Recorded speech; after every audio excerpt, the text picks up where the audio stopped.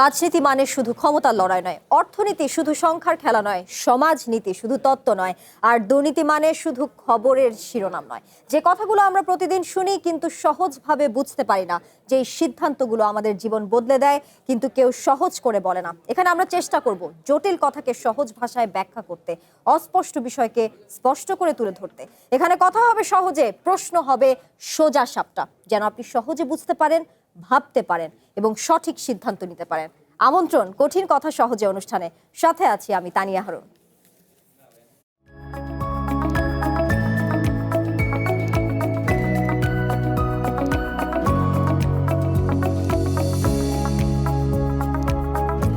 এখন থেকে চ্যানেল ওয়ানের সম্প্রচার বন্ধ করে দিতে হচ্ছে।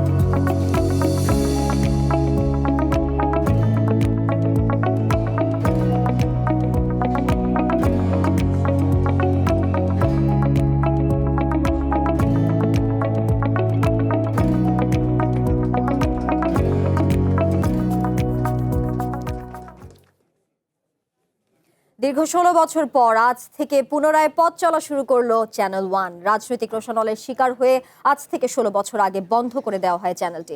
গণমাধ্যম জনগণের কথা বলে, ক্ষমতাকে প্রশ্ন করে, রাষ্ট্র ক্ষমতায় যারা থাকে তাদের ভুল ত্রুটি তুলে ধরে শুধরানোর সুযোগ করে দেয়। প্রশ্নের মুখে পড়ে ক্ষমতাসীনরা কখনো কখনো খড়গহস্ত হয় গণমাধ্যমের উপর। কিন্তু কেন, কোন স্বার্থে?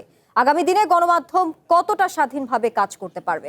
এছাড়াও গণমাধ্যমের সামনে আছে নানা রকম চ্যালেঞ্জ। তথ্য প্রযুক্তি যত উন্নত হচ্ছে, গণমাধ্যমের চ্যালেঞ্জ তত বাড়ছে। নানামুখী এইসব চ্যালেঞ্জ কতটা সফলভাবে মোকাবেলা করতে পারবে গণমাধ্যম? কি হবে আগামী দিনে গণমাধ্যমে ভূত ভবিষ্যৎ? এসব নিয়ে আজকে আমাদের সাথে স্টুডিওতে আজকে যুক্ত আছেন লেখক এবং সাংবাদিক মোস্তফা কামাল, এবং আছেন মোহাম্মদ সাইফুল আলম চৌধুরী, তিনি শিক্ষক, ঢাকা বিশ্ববিদ্যালয়ে। আপনাদের দুজনকে আমন্ত্রণ জানাচ্ছি আজকের কঠিন কথা সহজের এই আয়োজনে। এছাড়া আরেকটু জানিয়ে রাখতে চাই, আমাদের এই আয়োজন টেলিভিশনের পাশাপাশি ডিজিটাল প্ল্যাটফর্ম ইউটিউব ও ফেসবুকে সম্প্রচার হচ্ছে। সেখানে আপনি আপনার প্রশ্ন কিংবা মতামত জানাতে পারেন। এছাড়াও সরাসরি প্রশ্ন করতে টেলিভিশন স্ক্রিনে দেওয়া নম্বরে ফোন করুন।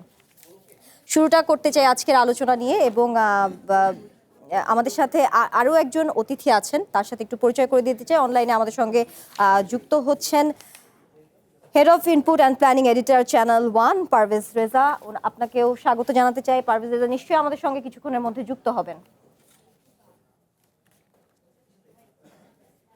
আমাদের সঙ্গে কিছুক্ষণের মধ্যে হয়তো তিনি যুক্ত হবেন। তার সাথে আমি আলোচনা শুরু করতে চাই। শুরুতেই মোস্তফা কামাল, আপনাকে দিয়ে শুরু করতে চাই। দুজনকে একই প্রশ্ন রাখতে চাই। সেটি হচ্ছে, ফ্যাসিস্ট সরকারের দীর্ঘমেয়াদের সময় বেশ কিছু গণমাধ্যম বন্ধ করে দেওয়া হয়, তার মধ্যে চ্যানেল ওয়ান অন্যতম। দীর্ঘ ১৬ বছর পর, বিরতির পর পুনরায় চ্যানেল ওয়ানের যাত্রা শুরু হলো। এই চ্যানেল ওয়ানের নতুন নবযাত্রাকে কিভাবে দেখছেন? চ্যানেল ওয়ানের প্রতি আপনার কোনো বার্তা আছে কিনা? ধন্যবাদ আপনাকে তানিয়া। আমার সহ আলোচক সাইফুল চৌধুরীকে ধন্যবাদ, কারণ তিনি এই প্রতিষ্ঠানের ইতিহাসের অংশ। আপনি আছেন ভূগোলে, আর আমার জন্য হচ্ছে পেশাগতভাবে একটা উপলব্ধির বিষয় এখানে, যে নতুন পথ চলা শুরু অবশ্যই কঠিন কাজ। প্রথম একটা যাত্রা এক ধরনের অনুভূতি, এক ধরনের কাজ। নতুন করে আবার যাত্রা, সেটার মধ্যে মানুষের আশা আকাঙ্ক্ষা বরং আরেকটু বেশি থাকে। আর যারা এই দ্বিতীয় অভিযাত্রায় কাজ শুরু করেন, তাদের পরিশ্রম একটু বেশি করতে হয়, কারণ আস্থা একবার যখন অর্জন হয়, ওই আস্থাটা ধরে রাখার একটা বিষয় আছে। এখানে আবেগের বিষয়ও আছে, আবার রাজনৈতিক বাস্তবতাও আছে। তো রাজনৈতিক বাস্তবতা বলছি এই অর্থে, আপনি ভূমিকা যেটা বলছিলেন, যারা ক্ষমতায় থাকে তারা প্রশ্নকে ভয় পায়, আর গণমাধ্যম কর্মী হিসাবে আমি বলবো তথ্যকে ভয় পায়। কোনো তথ্য যখন কারো বিপক্ষে যায় তার কাছে ওই তথ্যটা ভালো লাগে না, অনুভূতিটাও নানানভাবে তারা প্রকাশ করেন। শুধু মৌখিক অনুভূতি নয়, কখনো কখনো আরও ভিন্নভাবেও প্রকাশ করেন। তো ওই জায়গায় আমরা আশাবাদী হতে পারি এই জায়গাটাতে। বর্তমানে যারা ক্ষমতায় আছেন তাদের যিনি প্রধান অর্থাৎ প্রধানমন্ত্রী, তিনি সমালোচনাকে স্বাগত জানান, নাম্বার ওয়ান। আবার দলের যিনি দ্বিতীয় ব্যক্তি অর্থাৎ মহাসচিব, তিনি একদম সোজা সরল সাবলীল ভাষায় বলেছেন যে সাংবাদিকরা যেন তাদের পকেটে না ঢোকে। এটা কিন্তু আমাদের জন্য একটা ভালো বার্তা, একটু লজ্জার বিষয় আছে, বার্তা হিসেবেও ভালো আছে। আর আমার দিক থেকে অর্থাৎ গণমাধ্যমের কর্মী হিসেবে বক্তব্য থাকবে এখানে যে তিনিও যেন বা তারাও যেন পকেটটা একটু সাবধান রাখেন, আমরা যেন ওখানে প্রবেশ করতে না পারি। আর সেটার ব্যাখ্যা আবার তাদের অর্থমন্ত্রী অর্থাৎ বর্তমান যিনি অর্থমন্ত্রী, তিনি আরও পরিষ্কার করে দিয়েছেন যে আমরা যেন সাংবাদিকতার জন্য সাংবাদিকতা করি। সোজা বলেছেন বিএনপির জন্য যেন কোনো সাংবাদিকতা না করি। এটাও কিন্তু আমাদের জন্য একটা ভালো বার্তা। তো এই তিনটা বার্তা যদি আমরা একসাথে করতে পারি, সেটা টোটাল গণমাধ্যমের জন্য যেমন আশা জাগানিয়া, চ্যানেল ওয়ানের জন্য সম্ভবত আরও আশা জাগবে যে যেহেতু চ্যানেল ওয়ান শুরু থেকে একটা ব্যতিক্রমী ধারার সাংবাদিকতা করেছে, তারা ধারাও একটু বদলিয়েছে, ধারণাও একটু পাল্টিয়েছে। ওই জায়গা থেকে আমি বাংলাদেশের গণমাধ্যমের জায়গা থেকেও আশাবাদী, একইভাবে চ্যানেল ওয়ানকে নিয়েও আশাবাদী। জি, সেই জায়গা থেকে তথ্যের একটা অবাধ বিস্তার ঘটবে, চ্যানেল ওয়ান সেটা ঘটাবে, ওই প্রত্যাশা আমরা রাখতেই পারি। আর চ্যানেল ওয়ান অথবা কোনো একটি টেলিভিশন চ্যানেল বা কোনো একটি পত্রিকা অথবা শুধু কোনো একটি ইন্ডিভিজুয়াল গণমাধ্যমও যখন নতুন একটা ধারা তৈরি করে, এটা অন্যদের জন্য কিন্তু প্রতিযোগিতার পর্যায়ে চলে যায়, তাদেরও করতে হয় সেই পথরেখায় তাদেরও চলতে হয়। ওই জায়গা থেকে আমি মনে করব সামগ্রিক গণমাধ্যমের জন্য আশাবাদী হওয়ার বিষয় আছে। আপনি যেটা বলছিলেন যে ঝুঁকির মতো কিছু আছে কিনা, ঝুঁকি সাংবাদিকতায় সবসময় ছিল, সেটা থাকবে, সেটা অতিক্রম করেই এই সাংবাদিকতা জি, এতদূর এসেছে এবং আরও সামনে যাবে। এখানে খুব একটা হতাশ হওয়ার কিছু বোধ নেই, কারণ পেশাগত এখানে কিছু বৈশিষ্ট্য আছেই। খুব শ্রমঘন এই পেশাটা, অনেক শ্রম দিতে হয় এখানে, শখের বিষয় নয়, সুস্থ থাকতে হয়।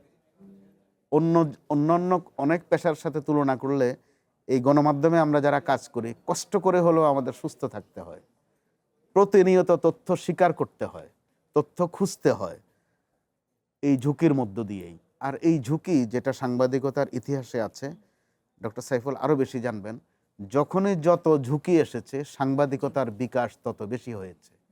আর দলবাজিতে কখনো সাংবাদিকতার বিকাশ হয়নি, না বললেই নয়। যেহেতু এই দলের মহাসচিব বলেছেন, ক্ষমতাসীন দলের অর্থমন্ত্রী আরও ব্যাখ্যা করে বলেছেন, যদি দলবাজিতে কোনো গণমাধ্যমের বিকাশ ঘটতো, কে কীভাবে নেবেন আমি জানি না, তাহলে এই মুহূর্তে সাধারণত বিরোধী দলের পত্রিকা বেশি চলে। এই মুহূর্তে সবচেয়ে বেশি চলতো সংগ্রাম, এরপরে খুব চলতো, যদি কেউ বের করতে পারতেন সাহস করে, দৈনিক বাংলার বাণী, সেটা আছে কিনা নাই আমরা জানি না, অথবা ক্ষমতাসীন দলের একটি পত্রিকা আছে দৈনিক দিনকাল, চলে কিনা আমরা জানি না। তথ্যটা হচ্ছে এই যে দলীয়পনা অথবা দলবাজি সাংবাদিকতার জন্য খুবই অন্তরায়। তো সেই জায়গা থেকে যখন ক্ষমতাসীন দল থেকে একটা অভয় দেয়া হয়েছে, বরং আরও আমি বলবো অভয় নয়, উৎসাহ দেয়া হয়েছে, আমরা সেটাকে যত আমন্ত্রণ করতে পারবো, যত ধারণ করতে পারবো, সেটা সকল গণমাধ্যমের জন্য একটা ইতিবাচক ফল দেবে। জি, নিশ্চয়ই। মোহাম্মদ সাইফুল আলম চৌধুরী, আপনার কাছে আসবো, তার আগে আমাদের অনলাইনে আমাদের আরেকজন অতিথি যুক্ত হয়েছেন, তার সঙ্গে পরিচয় করে দিতে চাই। আমাদের সঙ্গে যুক্ত হয়েছেন চ্যানেল ওয়ানের head of input and planning Parvez Reza. Parvez Reza, আপনাকে আমন্ত্রণ জানাচ্ছি কঠিন কথা সহজে অনুষ্ঠানে।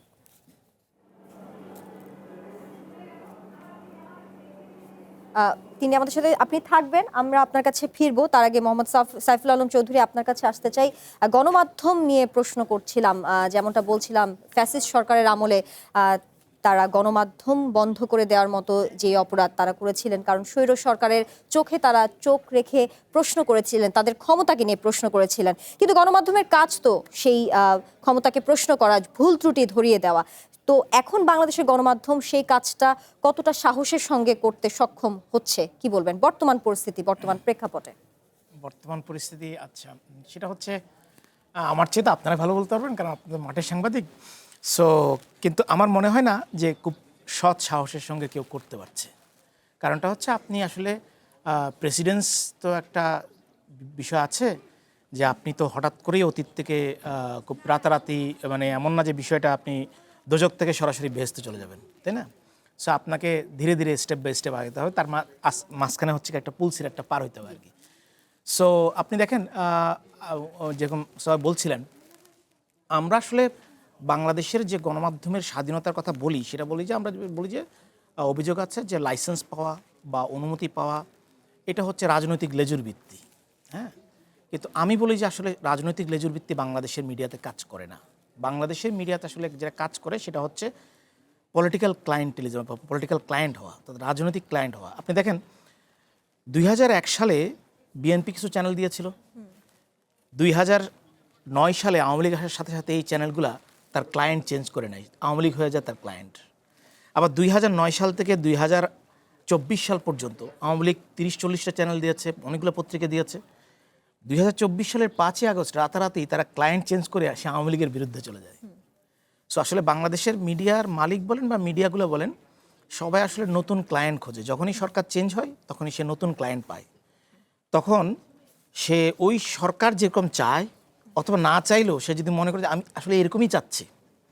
যেমন ধরেন আপনি প্রাক্তন রাজনৈতিক দলের বা সরকারি দলের কোনো নেতার তো এমন একজন নেতা আছেন যিনি হয়তো বা কোর্টে পানিশমেন্ট হয়নি, আপনি তাকে তার আগে লিখে দিচ্ছেন খুনি, এটা তো আপনি লিখতে পারেন না পিওর সাংবাদিকতা করলে। আর সেম কাহিনীটাই কিন্তু আওয়ামী লীগ আমলে ঘটতো, এমন না যে হঠাৎ করে আমরা চলে এসেছি এই জায়গায়। এই কাহিনীটাই আবার আওয়ামী লীগ আমলে ঘটতো। কোনো একটা অভিযোগে ধরেছে, তাকে অপরাধী হিসেবে মিডিয়াতে ট্রল করা হতো। ফলে ওই যে ধারা আমরা শিখেছি যে আসলে ক্লায়েন্ট চেঞ্জ করা, এটা এখনও রয়ে গেছে। তারপরে যেটা আপনার এই ক্লায়েন্ট যদি আপনি না হন তাহলে কি হতো, সেটা হচ্ছে 2007 সালে যে 111-এর মানে যেইখান থেকে আসলে চ্যানেল ওয়ানের আমার যদ্দূর মনে পড়ে, আমি যেহেতু একজন কর্মী ছিলাম চ্যানেল ওয়ানের, যে 111-এর সময় আমরা যে স্ট্রাগলের মধ্যে দিয়ে গিয়েছি, সেইটা বাংলাদেশের ইতিহাসে খুব কম সাংবাদিকেরই আছে, মানে বাকিটা সময়ে। সেই সময় এমন হয়েছে যে মালিক পক্ষকে অ্যারেস্ট করে ফেলেছে, পরের দিন বেতন হওয়ার কথা, আমাদের বেতন হয়নি। হ্যাঁ, আমি বলছি আসলে আমি না, আপনার 450 কর্মীর, হ্যাঁ, এইগুলো আমরা সমস্যার সমাধান করেছি। কিন্তু আপনি 111-এর ওই সময়ে যে ট্রেনটা শুরু হয় সেটা হচ্ছে স্টেট অ্যাপারেটাস, রাষ্ট্রীয় বাহিনীগুলো আপনাকে খবরদারি করা, ওদের প্রেসক্রাইবড ইনফরমেশন আপনার প্রচার করা, সেটা কিন্তু পরবর্তীতে চালু থাকে। কিন্তু 2024-এর 5ই আগস্টের পরে রাষ্ট্রীয় বাহিনীর খবরদারি কমেছে, কিন্তু নতুন একটা ট্রেন্ড শুরু হয়েছে, সেটা হচ্ছে মব বাহিনী। আপনি আজকে পিওর সাংবাদিকতা করবেন, কোনো গ্রুপের পছন্দ হবে না, আপনার অফিসের সামনে ঢিল মারবে, অথবা আপনাকে, বিশেষ করে নারী সাংবাদিকদের জন্য আপনাকে সোশ্যাল মিডিয়াতে ট্রল করবে, আপনার সামাজিক জীবন, ব্যক্তি জীবন, পারিবারিক জীবন বিভীষিকাময় করে তুলবে। সো এই যে মব, মানে আপনার অটোক্রেসি টু মবোক্রেসির যে শিফটটা, এইটা বাংলাদেশের সাংবাদিকতার জন্য একটা ভয়ঙ্কর রকমের চ্যালেঞ্জ। এই চ্যালেঞ্জে আপনি, যেটা আমরা বলতাম যে ডিএসএ বা আইনি বাধা, স্টেট অ্যাপারেটাসদের বাধা, এগুলোর জন্য সেলফ সেন্সরশিপ আসছে, এখন এই মব ওগুলো তো আছেই, আইনি বাধা তো যায়নি, তাই না? আগে হতো ডিএসএতে, এখন হচ্ছে হত্যা মামলা। সো কোনটা আসলে ভয়ঙ্কর, তাই না? সো ফলে আপনার চ্যালেঞ্জগুলো কমেনি সাংবাদিকদের। তো যতই বাংলাদেশের সরকার পক্ষ যেই থাকুক না কেন, যতই বলুক, আমি আসলে আমার পূর্বোক্তন অভিজ্ঞতা দিয়ে মানে 2007 সালের পরে সেই অর্থে বাংলাদেশের সাংবাদিকতা কথা রিয়েলি টাফ হয়ে গেছে। জি, আপনার অভিজ্ঞতা নিয়েও জানছিলাম। আপনাকে ধন্যবাদ। এরপর আমরা যুক্ত হতে চাই, আমাদের সঙ্গে যুক্ত আছেন পারভেজ রেজা। পারভেজ রেজা, আমরা কথা বলছিলাম গণমাধ্যমের গুরুত্ব নিয়ে। সেক্ষেত্রে আমরা সবসময় দেখেছি নিরপেক্ষভাবে, স্বাধীনভাবে গণমাধ্যমের যে ভূমিকা, সেটি নিয়েও বেশ কিছু প্রশ্নের মুখোমুখি হয়েছে। অন্তর্বর্তীকালীন সরকারের সময়ও আমরা সেটি দেখেছি। আমরা সবসময় এটা বলতে পারি, আপনি একজন সাংবাদিক, এই মুহূর্তে আপনার কাজের অভিজ্ঞতাও জানতে চাই। সেই ক্ষেত্রে একটু জানতে চাই, কতটা স্বাধীনভাবে আসলে কাজ করতে পারছেন এবং এই কতটা স্বাধীনতা ভোগ করছে বাংলাদেশের গণমাধ্যম এই মুহূর্তে বর্তমান প্রেক্ষাপটে? প্রথমে আপনাকে ধন্যবাদ এবং সাইফুল আলম চৌধুরীকে ধন্যবাদ। আমরা একসময় এই চ্যানেল ওয়ানই কলিগ ছিলাম। আজকের এই পুনর্যাত্রায় সাইফুল ভাইকে টক শোতে একসাথে পেয়েছি। যেটি আপনি প্রশ্ন করছিলেন যে কতটা স্বাধীন আছে, আসলে গণমাধ্যম কি পৃথিবীতে আমরা যে আইডিয়াল কথা বলি সব জায়গায় কি স্বাধীন আছে, আমি সেরকম মনে করি না। তবে এক ধরনের মানে কালচার আছে পৃথিবী জুড়ে, যেটা গণমাধ্যম যতই হুমকি আসুক না কেন, বিশেষ করে প্রভাবশালীদের পক্ষ থেকে, এই প্রভাবশালী হয়তোবা দেশ থেকে অন্য দেশে ভিন্নতর হতে পারে, কিন্তু তারা কোথাও সরকার, কোথাও রাষ্ট্র, কোথাও ব্যবসায়িক গোষ্ঠী, নানা ধরনের হতে পারে। কিন্তু যেটার বাংলাদেশের ক্ষেত্রে যেটি আমরা বলতে চাই যে স্বাধীন, এটা কখনোই কোনো পর্যায়ে ওইভাবে অন্য দেশের সাথে তুলনা করে, বা আমরা যদি ওয়েস্টার্ন ওয়ার্ল্ডের কথা বলি, সেটা হয়তো বা কখনো ছিল না। কিন্তু আপনি যদি দেখেন যে এই প্রতিকূলতার মধ্য দিয়েই কিন্তু সব জায়গায় সাংবাদিকতা বিকশিত হয়েছে। আমি যেটা মনে করি, সাংবাদিকতার সবচেয়ে বড় বাধা সাংবাদিকরাই। প্রথম যে আলোচনায় যেটি বলা হয়েছিল যে আমরা সাংবাদিকরা কারো না কারো পকেটে ঢুকে যাই, এই বাস্তবতাটা কিন্তু আমরা অনেক সময় বলি না, আমরা সাহস করে বলি না, বা অথবা আমরা আমাদের নিজেদের দোষটা ঢাকতে চাই না বা বলতে চাই না, ঢাকতে চাই বলতে চাই না। তো সেই দোষটা বলতে চাই না বলে আমরা সেটা সামনে নিয়ে আসি না। কারণ সাহস করে, আমি যদি বলতে পারি যে সাহস করে সাংবাদিকতা যদি কেউ করে, কেউ যদি দাঁড়ায়, তাহলে তার জন্য কখনোই কোনো আমলেই বাধা হয় না। তবে যে নির্যাতন বা যে হুমকির কথা বলেন, এটা যুগে যুগে ধরে ছিল, সেটা কখনো কমেছে, কখনো বেড়েছে, সেই বাতাবরণ থাকবেই। আপনি যদি ইউএসের কথা বলেন, আপনাকে আমি বলতে পারি যে এখনও প্রেস কনফারেন্সে যদি আপনি, যেখানে সাংবাদিকতার সবচেয়ে বড় স্বাধীনতার জায়গার কথা বলে আমাদেরকে পাঠ পড়ানো হয়, সেখানেও ডোনাল্ড ট্রাম্প কিন্তু তার প্রেস কনফারেন্সে এই যে রাবিশ কোশ্চেন, এই তুমি থামো, এর কোনো কথা হয় না, এই নানা ধরনের হুমকিমূলক কথাবার্তা, তাদেরকে হেনস্থা করার কিন্তু তিনি চেষ্টা করেন। এবং কাজী বলতে পারেন যে পৃথিবী জুড়েই গণমাধ্যমকে এক ধরনের চাপে ফেলার সংস্কৃতি আছে। কিন্তু আমাদের দেশে যেটা সমস্যা হয়েছে যে আমরা, একটা কথা আছে না যে আপনি মুরগি জবাই করবেন, কিন্তু আপনি যদি জবাই হওয়ার জন্যই গলাটা সামনে পেতে দেন, তাহলে তো আপনি জবাই হবেনই। তো মুরগি যদি এসেই আপনার সামনে ছুরির সামনে বসে পড়ে যে আমাকে জবাই করেন, তা আমাদের ক্ষেত্রে অনেক সময় আমরা সাংবাদিকরা আমাদের গলাটা বাড়িয়ে দিই জবাই হওয়ার জন্য, অর্থাৎ আমাদের স্বাধীন সাংবাদিকতাটাকে শেষ করে দেওয়ার জন্য। সেটা যুগে যুগে হয়েছে, আমাদের মধ্যে চাটুকারিতার জন্ম নিয়েছে, বিভিন্ন যুগে যুগে চাটুকার সাংবাদিকরা আমরা দেখেছি যে তারা বিভিন্ন জায়গায় তাদের প্রভাব, তাদের প্রতিপত্তি, সেটা হয়েছে। তো সেই জায়গাগুলো হয়তোবা এখন আমরা বলছি এবং সেই কালচারটা পরিবর্তনের কথা আমরা বলছি। আমার ধারণা যে সেটা কখনোই বন্ধ হবে না, কিন্তু হয়তোবা এক সময় গিয়ে এটা কমে আসবে, এবং সেইটা যখন কমে আসবে এবং যখন আমরা সাহস নিয়ে আসলে কথা বলা শুরু করব, দাঁড়াতে পারবো, তখন হয়তো স্বাধীন সাংবাদিকতার ক্ষেত্রটা তৈরি হবে। এক্ষেত্রে বলে রাখা দরকার যে এই যে আমাদের চ্যানেল ওয়ান 2010 সালে বন্ধ করে দেওয়া হয়েছিল, এবং সেটা তো একেবারেই রাজনৈতিক কারণে। চ্যানেল ওয়ানকে আপনি বলতে পারবেন না যে ওই কয় বছরের মধ্যে চ্যানেল ওয়ান এমন কোনো সংবাদ প্রচার করেছে যার কারণে কেউ এসে চ্যানেল ওয়ানকে বন্ধ করে দিতে পারে বা এরকম কোনো পরিস্থিতি তৈরি করতে পারে। কিন্তু আপনি নানা ধরনের ফাঁকফোকর খুঁজেছেন, আপনি রাজনৈতিক প্রতিহিংসামূলকভাবে এই চ্যানেলটাকে বন্ধ করে দেওয়ার, আপনি যারা ক্ষমতায় ছিলেন তারা চেষ্টা করেছেন। তো এই যে চেষ্টাটার বন্ধ হওয়া দরকার, এবং সেই কালচারটা থেকে আমি আশা করছি যে এবার একটু উত্তরণ হয়েছে। কারণ সেই রাজনৈতিক পট পরিবর্তনের পরে এবার যেই সরকার, দুটো সরকার অলরেডি এসেছে, তারা সবাই জোর গলায় বলেছে যে আমরা কোনো গণমাধ্যম বন্ধ করব না, এবং বন্ধ হয়ও নি, আপনি দেখবেন। তো এই যে একটা শুভ সূচনা আমি বলতে পারি যে সেটাই হয়েছে, যে কালচারটা তৈরি হয়েছিল যে গণমাধ্যমকে বন্ধ করে দিতে হবে, এবং সেটা হয়নি। আবার যেটি সাইফুল ভাই বলছিলেন যে অনেক গণমাধ্যম তার ক্লায়েন্ট চেঞ্জ করেছে, এটাও সত্য।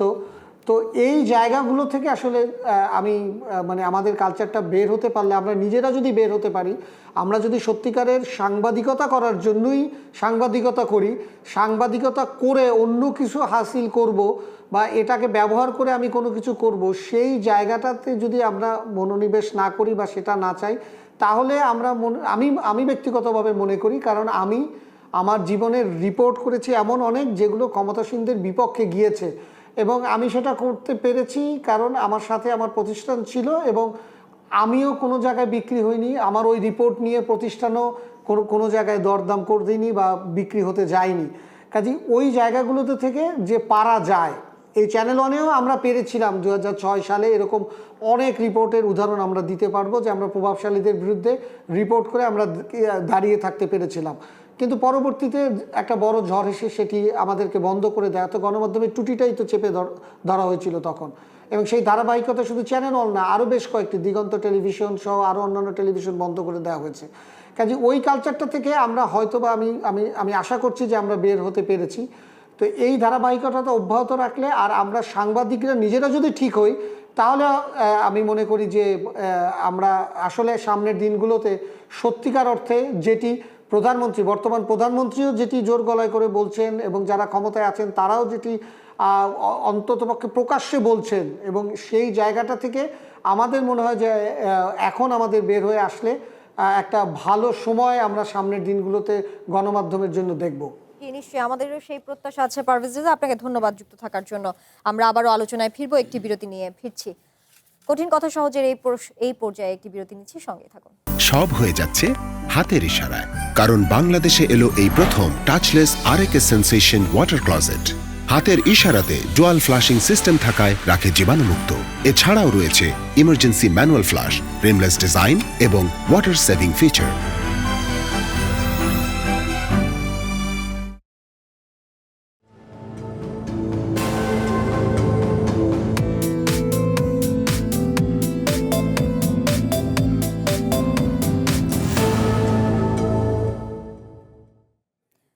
আমন্ত্রণ আরো একবার কঠিন কথা সহজে অনুষ্ঠানে। মোস্তফা কামাল, এবারে আপনাকে দিয়ে শুরু করতে চাই।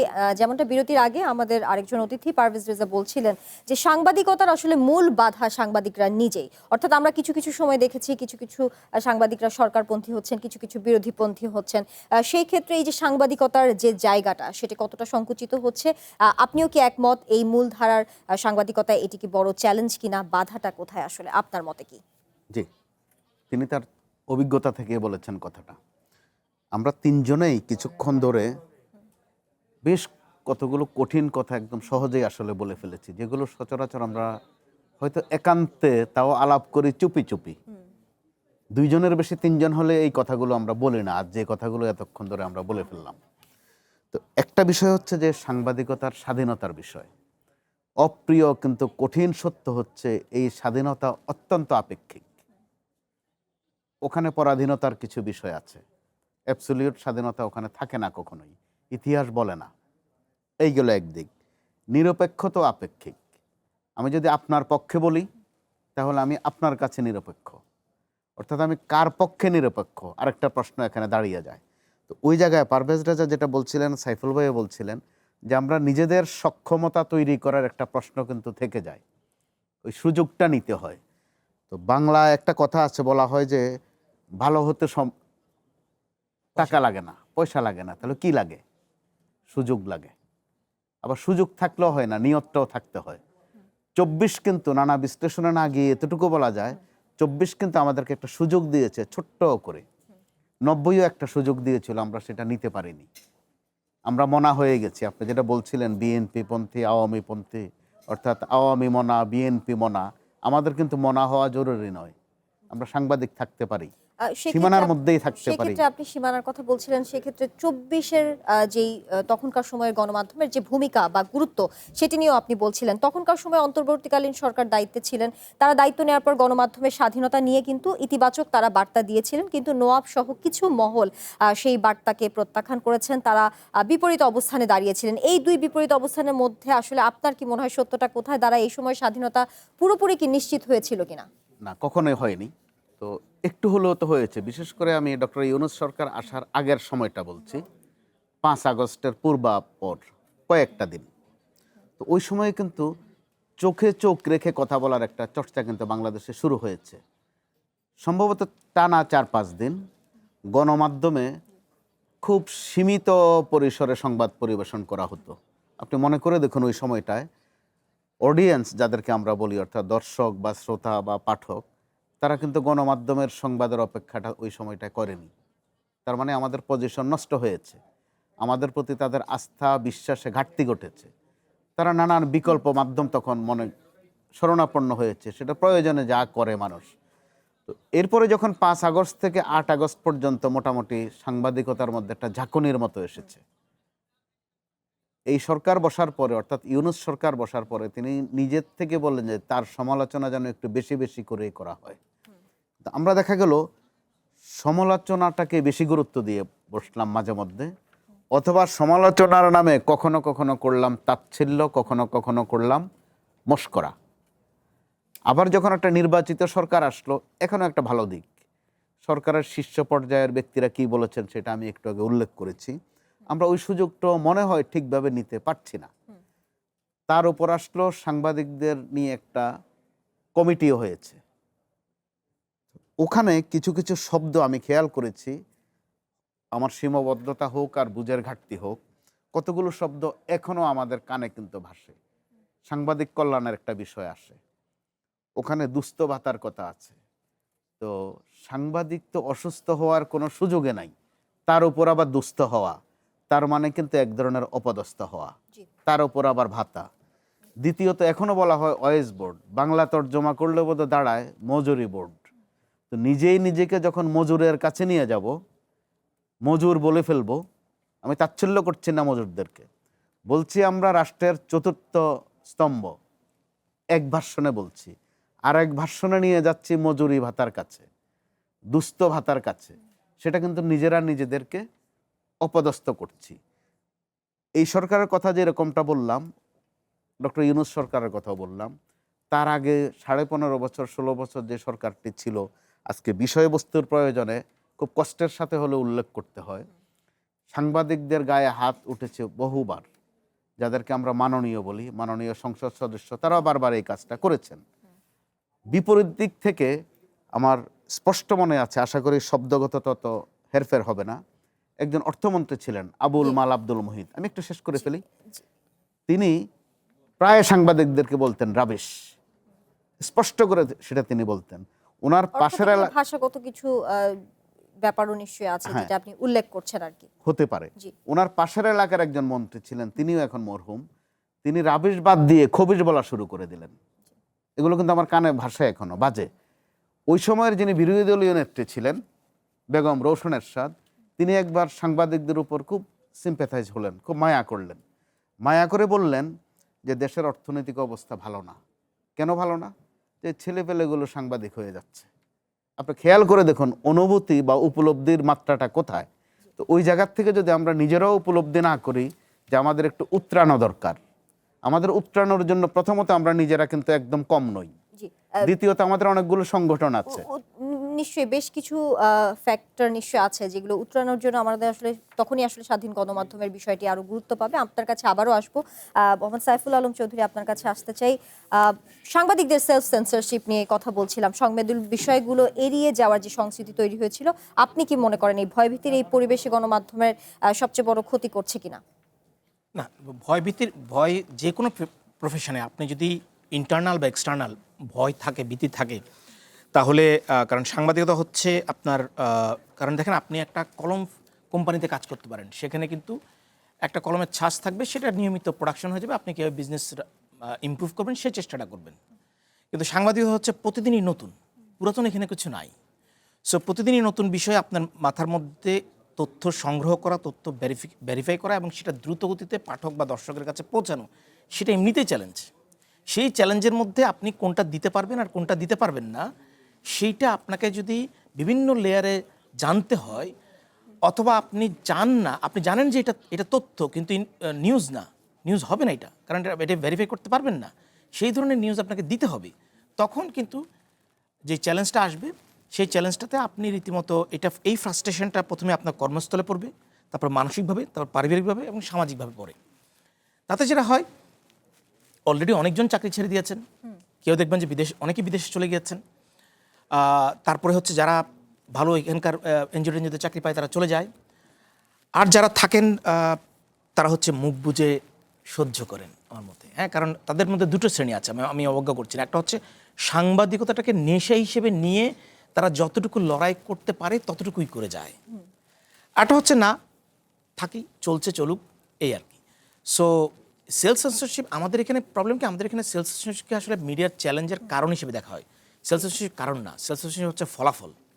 আপনি যেই কারণগুলোর জন্য মিডিয়ার জন্য চ্যালেঞ্জ তৈরি করে, সেইগুলোর ফলাফল হচ্ছে সেলফ সেন্সরশিপ। জি, এই এই এই বিষয়ে সেলফ সেন্সরশিপের আরো কিছু জটিলতা আছে, কিংবা বিভিন্ন সাংবাদিকরাও এই বিষয়ে বলেছেন যে তারা বেশ কিছু কারণে আসলে কিছু কিছু বিষয়ে ভয়ভীতির কারণে হলেও এগুলো এড়িয়ে চলেন। এই বিষয়ে আবারও আসবো। একটু পারভেজ রেজা, আপনার কাছে যেতে চাই। আপনার কাছে যাব তার আগে একটু বলে রাখতে চাই যে আমরা বিরতিতে যাব। আপনার কাছে ছোট্ট করে এই বিষয়টি নিয়েই জানতে চাই, সাংবাদিকদের সেলফ সেন্সরশিপ বিষয়টি নিয়ে, যে ভয়ভীতির কারণে তারা নিজেদের সাংবাদিকতার জায়গাটা আসলে সংকুচিত করছে, এবং নানা মহল থেকে বলা হচ্ছে সাংবাদিকতার ক্ষেত্রটাও আসলে ক্ষতিগ্রস্ত হচ্ছে। আপনার মতামত কি? না, দেখুন, এটা তো একদিনে তৈরি হয়নি। এটা তৈরি হয়েছে, দেখুন, এটা তো একদিনে তৈরি হয়নি। এটা তৈরি হয়েছে দীর্ঘদিনের চর্চার ফলে। সেন্সরশিপ কখন আসে? যখন আপনি একজন সাংবাদিককে মনে করিয়ে দিবেন বা বুঝিয়ে দিবেন যে এই রিপোর্টটি আমার যাবে না, বা আমি যদি এইভাবে রিপোর্টটি করি তাহলে হয় আমার প্রতিষ্ঠান এটি প্রচার করবে না, অথবা প্রচার করলেও আমি নানা ধরনের ঝামেলার মধ্যে পড়ব। তো এই যে সংস্কৃতিটা, এটা যুগের পর যুগ চলেছে, এটা সত্য কথা।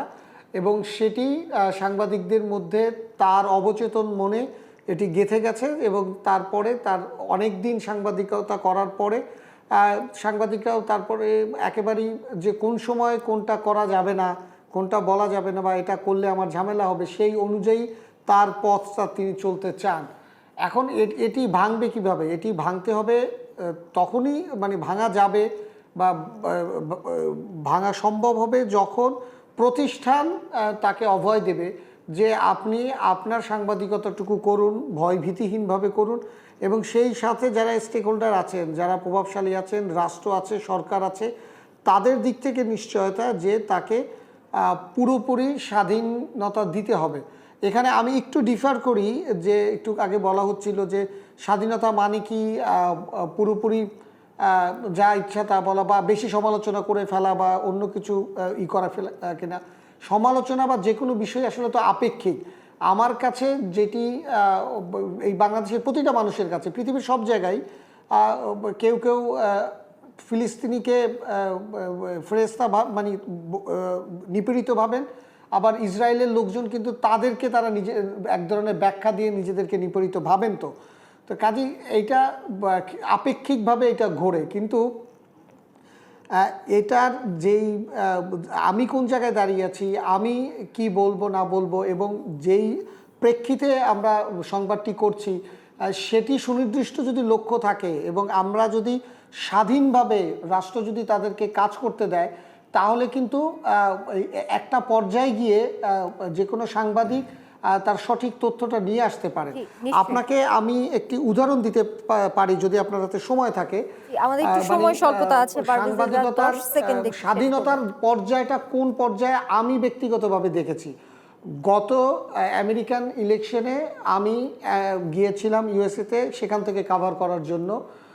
যেদিন ইলেকশন হচ্ছে সেদিন সকালবেলা আমার ফেসবুকে দেখলাম স্পন্সর অ্যাড এসেছে, ইকোনমিস্টের পক্ষ থেকে কাভার স্টোরি করা হয়েছে, যদি তাদের ভোট দেওয়ার ক্ষমতা থাকতো তাহলে তারা জো বাইডেনকে ভোট দিতেন। অর্থাৎ একটি গণমাধ্যম তারা বলছেন যে সরাসরি যে তাদের ভোট দেওয়ার ক্ষমতা থাকলে তারা জো বাইডেনকে দিতেন।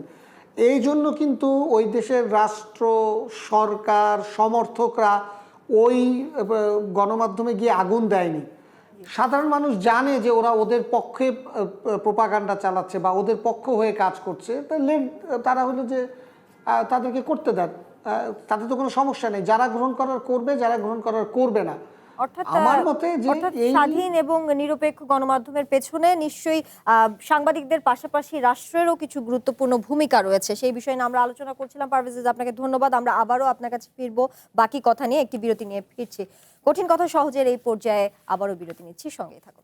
সব হয়ে যাচ্ছে হাতের ইশারায়, কারণ বাংলাদেশে এলো এই প্রথম টাচলেস আরএকে সেন্সেশন ওয়াটার ক্লজেট। হাতের ইশারাতে ডুয়াল ফ্লাশিং সিস্টেম থাকায় রাখে জীবাণুমুক্ত। এছাড়াও রয়েছে emergency manual flush, rimless design এবং ওয়াটার সেভিং ফিচার।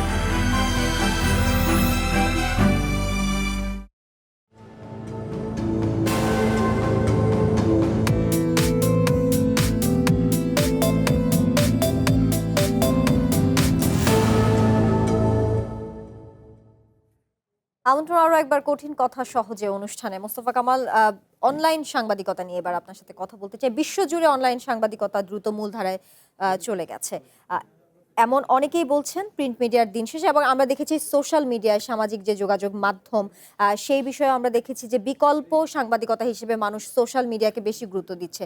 সেই ক্ষেত্রে সোশ্যাল মিডিয়ার এই ভূমিকা নিয়ে অনেক সময় অপতথ্য দেখতে পাচ্ছি, মিথ্যা তথ্য দেখতে পাচ্ছি। সেখানে কি ক্ষতিগ্রস্ত হচ্ছে কিনা সাংবাদিকতা, কি বলবেন? মূলধারার গণমাধ্যমেতে একটু আক্রান্ত হচ্ছে, এটা সত্য। আবার সোশ্যাল মিডিয়ার বিষয়টা এরকম, সোশ্যাল মিডিয়ার বাংলা আমরা করি সামাজিক গণমাধ্যম, কিন্তু যখন আমার মন মতো হয় না, তখন আমার কাছে আর এটা সামাজিক মনে হয় না, অসামাজিক হয়ে যায়। আবার সোশ্যাল মিডিয়ার কোনো আইটেম বা কোনো কন্টেন্ট যখন আমার পক্ষে যায়, আমার কাছে এটাকে বেশ দামি মনে হয়, হালকা মনে হয় না। আবার বাস্তবতা হচ্ছে আমরা মূলধারার গণমাধ্যমও ক্ষেত্র বিশেষে সোশ্যাল মিডিয়ার কিন্তু শরণাপন্ন হয়ে যাচ্ছি, যতই নিজেদেরকে মূলধারা দাবি করছে। আমি দুটো ঘটনা বলি গত কয়েক বছরের। হোলি আর্টিজানের যে ঘটনাটা, সেই তথ্য এবং ফুটেজ কিন্তু বেশিরভাগ আমরা সেই সোশ্যাল মিডিয়া থেকে নিয়েছিলাম। ঠিক তার কয়েকদিন পর একটা লঞ্চ ডুবির ঘটনা পদ্মায়, ওই ফুটেজও কিন্তু আমরা সোশ্যাল মিডিয়া থেকে নিয়েছি। তো তথ্যের প্রয়োজনে নিতে হয় অথবা চেক করার একটা বিষয় আছে। আর এটাই তো বাস্তব। একটা পত্রিকার অথবা একটা টেলিভিশনের যে সংবাদ কক্ষ থাকে, ওই সংবাদ দেখাশোনার বিষয় আছে, নিয়ন্ত্রণেরও বিষয় আছে কিছুটা। অর্থাৎ আরো সোজা করে যদি বলি, এডিট করার বিষয় আছে। একজন সম্পাদক বা একাধিক সম্পাদক থাকেন। সোশ্যাল মিডিয়ায় কিন্তু প্রত্যেকে এক একজন সম্পাদক, সে তার মন গড়া যা ইচ্ছা তা দিতে পারছে। তো ওটা আমাদের মূলধারার গণমাধ্যমের জন্য একটু ঝুঁকি তৈরি করছে, আক্রান্ত হচ্ছি। সেই ক্ষেত্রে আমাদেরও আরো সতর্ক হওয়ার বিষয় আছে। তথ্য খোঁজাখুঁজিতে আমাদের আরো গতিময়তার দরকার আছে। একটু সময় স্বল্পতা আছে, একটু দ্বিতীয় দিক একটু শেষ করে ফেলি। অনলাইন পত্রিকা যেগুলো, তারাও কিন্তু একটা ধারা তৈরি করেছে, অগ্রাহ্য করার কোনো সুযোগ নেই। তাদের মধ্যে এখন আরো বিকাশ অনলাইন ঘটেছে। যে প্ল্যাটফর্মটা আছে, সেখানেও সাংবাদিকতার আসলে পজিটিভ নেগেটিভ দুটো দিকই রয়েছে। জি, এখন আমি কোনটা গ্রহণ করব, সেটা আসলে কোনটা সময়ের বাস্তবতায় আরো এগিয়ে যাবে, সেটার জন্য আমাদের প্রতিনিয়তই জি অপেক্ষা নিশ্চয়ই। করতে হবে। মোহাম্মদ সাইফুল আলম চৌধুরী, একই প্রসঙ্গে আপনার মতামত জানতে চাচ্ছি। দেখেন, আপনি শুরুতে বলেছিলেন যে চ্যানেল ওয়ানে আমি একা কাজ করেছি, এখনকার চ্যানেল ওয়ান চ্যালেঞ্জটা কি শুরুতে জানতে চেয়েছিলেন, কামাল ভাই বলেছিলেন।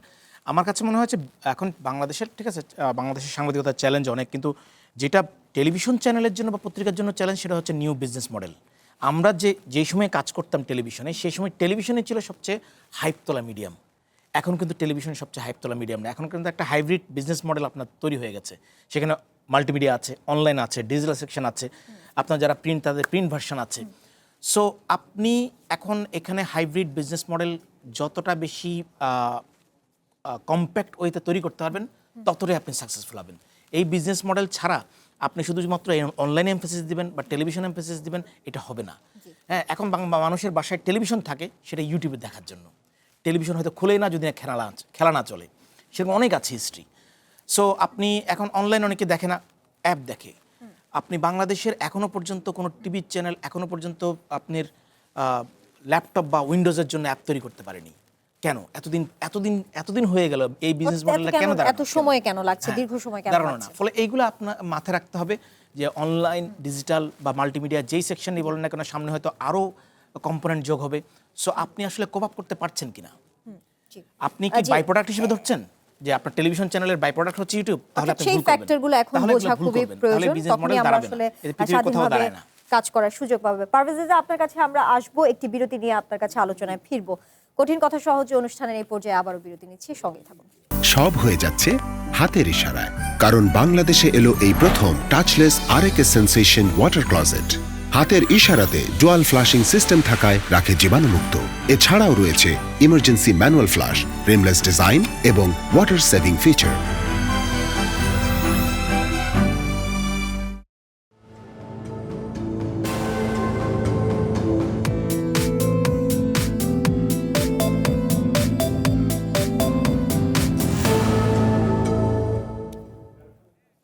আমন্ত্রণ আরও একবার কঠিন কথা সহজ অনুষ্ঠানে। বিরতির আগে পারভেজ আপনার কাছে বলেছিলাম আমরা বিরতির পরে আলোচনায় ফিরবো আপনার কাছে। বিএনপি মহাসচিব মির্জা ফখরুল ইসলাম আলমগীর অভিযোগ করেছেন বিএনপি যখন ক্ষমতায় এসেছে তখন থেকে গণমাধ্যমের উন্নয়নের জন্য কাজ করছে। 15 বছর অনেক সাংবাদিক নিজ উদ্যোগে ফ্যাসিবাদকে সমর্থন করেছে। একটু 1 মিনিটে আপনার কাছে সংক্ষিপ্তভাবে উত্তরটা জানতে চাই। এই যে সংকট, বিভাজনের সংকট, সেটা থেকে উত্তরণের উপায় কি? আপনার মূল উপায় আপনার কাছে কি মনে হয়? যেটা আমি প্রথম বলেছিলাম, সাংবাদিকদেরকে নিজেদের ঠিক হতে হবে। তারা যেন নিজেরা উদ্যোগী হয়ে ওই আগের আমলের মতো দলবাজি করা শুরু না করেন এবং সরকারকে সমালোচনা তারা সঠিকভাবে করেন। যদি সরকারের কেউ ভালো চান তাহলেও যেন তারা সরকারকে সমালোচনা করতে পারেন এবং তাতে করে আদৌতে সরকারেরই লাভ হবে। আপনাকে 30 সেকেন্ডে শুধু বলি, শেখ হাসিনার পতন কিন্তু এইভাবে হয়েছে কারণ একটি চাটুকার সাংবাদিক গোষ্ঠী তার আশেপাশে জুটেছিল, যারা সব সময় তাকে সব কিছুতে এক ধরনের পজিটিভ ভাইব দেওয়ার চেষ্টা করতেন এবং শেখ হাসিনা যেটা চান সেটি বুঝে তারা কথা বলার চেষ্টা করতেন এবং তারা কথা বলতেন এবং সেই কারণেই এবং তাদের গণমাধ্যমগুলোকেও সেইভাবে তারা চলতে বাধ্য করতেন এবং সেই কারণেই কিন্তু তাকে এরকম ন্যাক্কারজনকভাবে তার পতনটা হয়েছে বলে আমি ব্যক্তিগতভাবে মনে করি। তো সেটি থেকে এই স্বাধীন সাংবাদিকতা যদি করতে দেওয়া হয় এবং যেখানে সমালোচনা, তীব্র সমালোচনা অথবা ধরেন সমালোচনার জন্য সমালোচনাও যদি হয়, সেটি গ্রহণ করে বা বুঝে যদি সরকার সেই অনুযায়ী যদি তার পথরেখাটা তৈরি করে, তাহলে আমি মনে করি স্বাধীন সাংবাদিকতাটাও টিকবে, আদতে সরকারের জন্য, গণতন্ত্রের জন্য ভালো হবে। জি নিশ্চয়ই। পারভেজ আপনাকে ধন্যবাদ যুক্ত থাকার জন্য। মোহাম্মদ সাইফুল আলম চৌধুরী, একটু ছোট্ট করে 30 সেকেন্ডে যদি জানতে চাই একই প্রসঙ্গে, বর্তমান সরকার বলছে তারা গণমাধ্যমের পূর্ণ স্বাধীনতায় বিশ্বাসী। বর্তমান সরকারের কাছে এই পূর্ণ স্বাধীনতা রক্ষা করতে কিংবা গড়ে তুলতে আপনারা কি প্রত্যাশা করেন?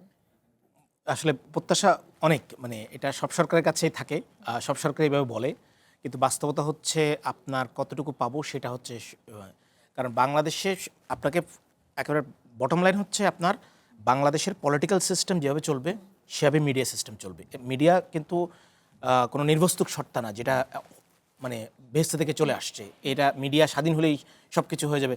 দেশের ডেমোক্রেটিক সিস্টেমটা যদি পূর্ণাঙ্গভাবে চালু না হয়, আপনার বিচার বিভাগ স্বাধীন হবে না, আপনার জুডিশিয়ারি মানে পার্লামেন্ট বা অন্য অঙ্গগুলো, অন্য 3টা অঙ্গ যদি স্বাধীন না হয়, সে অর্থে রোল প্লে করতে না পারে, গণমাধ্যম কখনোই স্বাধীন হবে না। জি, একটু ছোট্ট করে আপনার কাছে জানতে চাই মোস্তফা কামাল, একই প্রসঙ্গে বর্তমানে 67% মানুষ গণমাধ্যমকে স্বাধীন দেখতে চায় বিবিএস এর জরিপ অনুযায়ী। এই প্রত্যাশা পূরণ নিয়ে যেটা মোহাম্মদ সাইফুল আলম চৌধুরী বলছিলেন, সরকারের সবচেয়ে বড় চ্যালেঞ্জ কি হতে পারে? এই বিষয়ে সরকারের খুব চ্যালেঞ্জ নেই, আর কিছু নেই। সরকার একটু উদার হলেই পারে। সমান্তরালে সাংবাদিকদেরও মোটেই সরকারের পক্ষ হওয়া অথবা বিপক্ষ হওয়া কোনোটাই দরকার করে না, জরুরি নয় একটাও।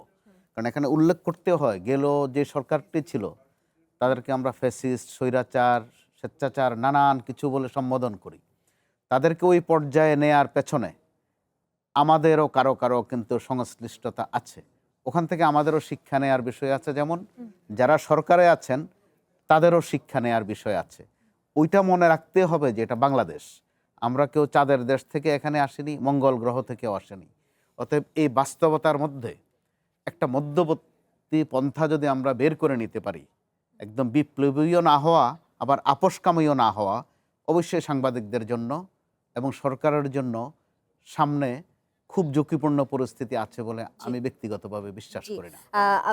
নিশ্চয়ই আমরাও সেই প্রত্যাশায় আছি যেন চ্যালেঞ্জগুলো উতরে ওঠার পরে আমরা একটি স্বাধীন গণমাধ্যম হিসেবে গড়ে তুলতে পারি। মোস্তফা কামাল, মোহাম্মদ সাইফুল আলম চৌধুরী এবং পারভেজ রেজা, আপনাদের 3জনকেই ধন্যবাদ আমাদের সঙ্গে সময় দেওয়ার জন্য। আজকের মতো এখানেই শেষ করছি। আমরা চেষ্টা করেছি জটিল বিষয়গুলোকে সহজ করে বলতে, কারণ সুশাসন, সুব্যবস্থা, গণতন্ত্র টিকে থাকে প্রশ্নে, আর পরিবর্তন আসে বোঝাপড়ায়। সময় এখন আপনার ভাববার, প্রশ্ন করার। কাল আবারও দেখা হবে। শুভরাত্রি।